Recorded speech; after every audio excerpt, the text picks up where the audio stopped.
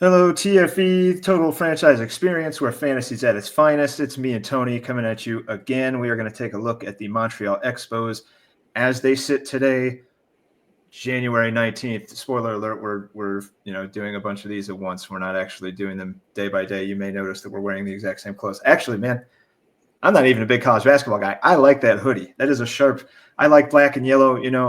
That's a pretty sharp hoodie. Let me see. I'll put this so if you can kind of see it. It's got the this. coordinates. No, the coordinate, like the whatever the latitude, longitude. Do you see the? I do. So I don't know how to read that shit, but I do. But yeah, it's the exact latitude, longitude of where the arena is at. It's kind of like Nike. And it's got the higher neck. You know, it's not the flat. It's got a little bit of a higher. Little bit of protection from those knife edge winds that we're all, I think, getting lately. It's bad out here. It's like in the teens, but man, that wind, it just cuts your head off. It's like 7 degrees right now, and that's like going to be the high for today. It's bad.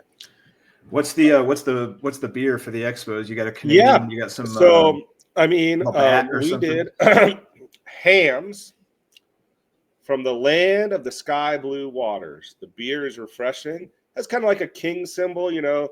I believe the Orioles or the Expos are the guys from England, right? Are they? No. They're two owners. Who's the guys from? Oh no, that's Ben. That's the Astros and the Cardinals. I think are the Limeys. Yeah, I apologize. But still, clear blue sky and waters. That screams Canada. Canada kind of has like a king thing. I don't know. I'm not whatever. Yeah, so people generally hate Kings, and Trudeau is kind of a piece of shit. So we can. Well, he's resigning, so he's done. But that is what it is. All right, anyway, we're going to look away from there. We're going to look at the Justin. I believe it's Justin's Montreal Expos. Well, he's got a second owner on there. I don't know who this. It says that's why I thought it was the England. It says PD something. There is two owners to the Expos. It's Justin. Well, I'm familiar with Justin, because that's what it says in the. There's somebody else besides him. It's Justin co-owner. Let me search Expos on this thing. Pat. Justin and Pat. Okay, now I remember. PD. Yeah, I remember that now. Yeah. So shout out to Pat. You're probably the silent majority owner or minority or whatever. You could be the majority owner and just How much did Pat? How much of an influence was Pat in signing 3 big name players in the auction? Just straight away, Montreal out of the gate running. Bobby Witt, $43. Mm-hmm. Jackson Holiday. We're taking another spin on the expensive Jackson Holiday wagon. Really terrible MLB debut, but garnered $21 from the auction. And then Adley, who goes for a pretty discounted price from what he was at last year at $23. So let me ask you this: we just did the O's with $25 Will Smith. Would you rather have $25 Will Smith or $23 Adley? Just for this year. For this year, probably Adley. Yeah, me too. I like Adley because you're a little bit cheaper there. Saving a couple bucks. You can't say better. I mean, no, you can't say better lineup because it's the Dodgers. You can't say that. But he's probably hitting in a better spot in the lineup. Adley's younger. Maybe he. I don't know. Will Smith is like a machine though, so I don't. And he's only 29. But I just like Adley. I like Adley. I think there's still some upside to Adley. You're going to get more at bats because Adley's currently slotted in the 2 hole and Will Smith's slotted in the 6th hole. But one thing we did mention this, and I said I wanted to say something that sticks out to me from the last team. Is the last team that we did, the Orioles, something that's painfully obvious to me, and it's sticking out with this team is there's no multi-eligible guys. There's very few. You look at this, look at how many guys have 2 and 3 positions where you can just mix and match and plug and play. Now, having said that, depth, the key word being depth. I mean, the depth from Baltimore to Montreal here is. It doesn't look. I mean, it's only 4 players, but look at the bench. You have shortstop, second, that's left, everything. Center, first, third. You have everything but right field covered between 3 guys on the bench. Now, granted, and two guys in the lineup play right field. So I mean, you're always going to have guys to cycle in and out. Like that's not huge depth thing. Does not just mean having a quantity of players on the bench, but it's one guy that can play 2, 3, 4 spots. You add 1 or 2 of those into a lineup, and suddenly it create, like we were talking about with the O's. Well, if he moves this guy here, then it's just going to open up a giant. If he moves O'Neal Cruz to center, then he's got a giant gaping hole at shortstop. Yeah. So, depth is not just quantity of guys on the bench, but it's also the flexibility that some of them can provide to the lineup as well. Now, having said that, one thing that I think is, yes, one of his big spends was Jackson Holiday. I really think that could bite him, and here's the reason why. That's locked into his utility. Is he going to bench Ketel Marte?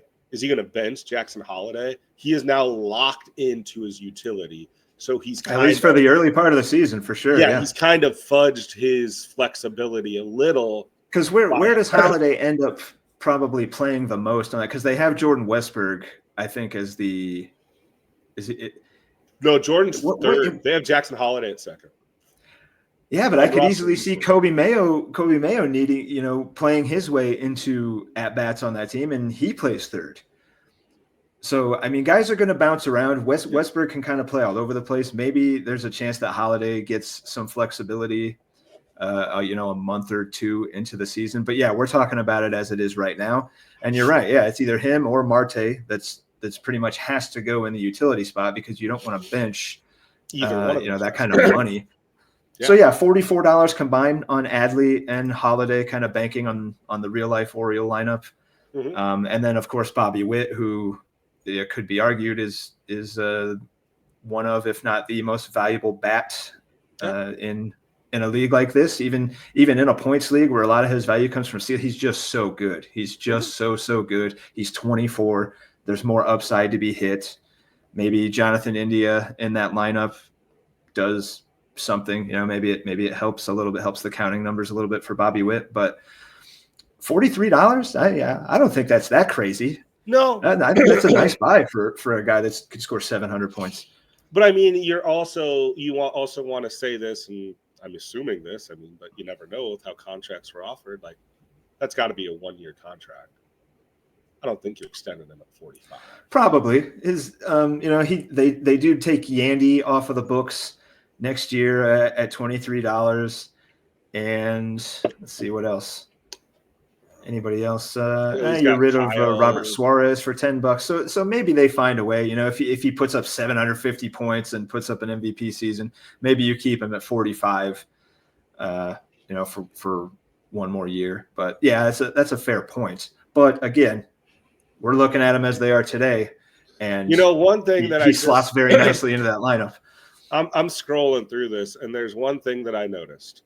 We have 1, 2, 3, 4, 5, 6, 7, 8 guys who are 2045s who are on their free year.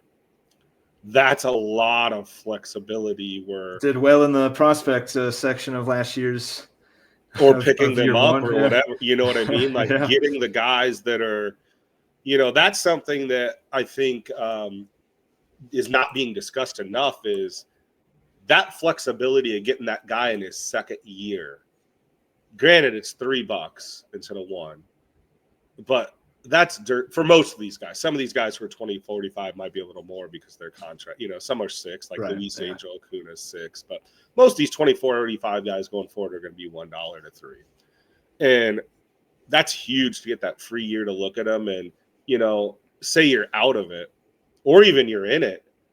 That's almost like a prospect, really, that essentially you get to trade away, that now you have full control over. Like, you've gotten 2 years-ish, because their first year and then this year, now a full year, to look at them to say, hey, now I can offer a contract to this guy who's a younger player, dirt cheap, and I can extend him for a decent amount of time for next to nothing. That's big trade value right there. And that's probably why the Expos weren't big players. We see that the 3 guys that they've signed, the 3 major signings they made, all hitters. They didn't dip very much at all into the pitching pool, and they've got a lot of young pitching kind of sitting around seeing what they have with it. David Festa at $3, Landon Knack at $3, Kumar Rocker at $3. And all those guys you guys can max extend if you trade them. Tobias Myers at 3, but who was huge, like, out of nowhere last year for the Brewers and averaged 13 points a game and 25 starts, like just kind of a monster $3 strikeout an inning, 151. Yeah, just a really nice hit there.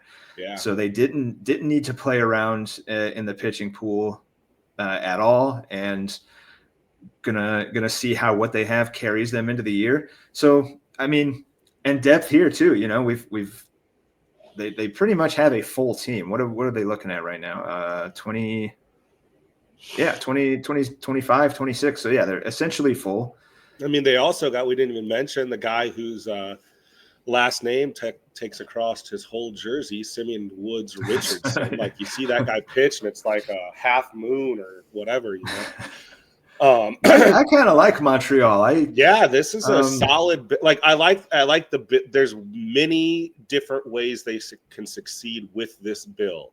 They have enough starting pitching, and they have a lot of They have some flexibility with it because Knack's a starter, right? Is he a starter for LA? The pitching's maybe it looks nice. It's maybe a little thin, just like innings wise, because I don't know how much you're going to get in a full year out of Festa and Rocker specifically. They're still young and still like just breaking into the majors, so you probably can't expect 170, 180 innings out of these guys. But you got some good lotto tickets. Yeah, I like where the Expos are sitting. I'm gonna go 6.8 poutines out of 10. 6.8 bowls of poutine. And just because I like to have fun with numbers, mine was going to be 6.9. 6.9. So man, yeah, really, really right there. Kind of good shots to put up a good season. Maybe lacks a little bit on the top end of talent, especially in the pitching. But I think this is a fine team as it is today.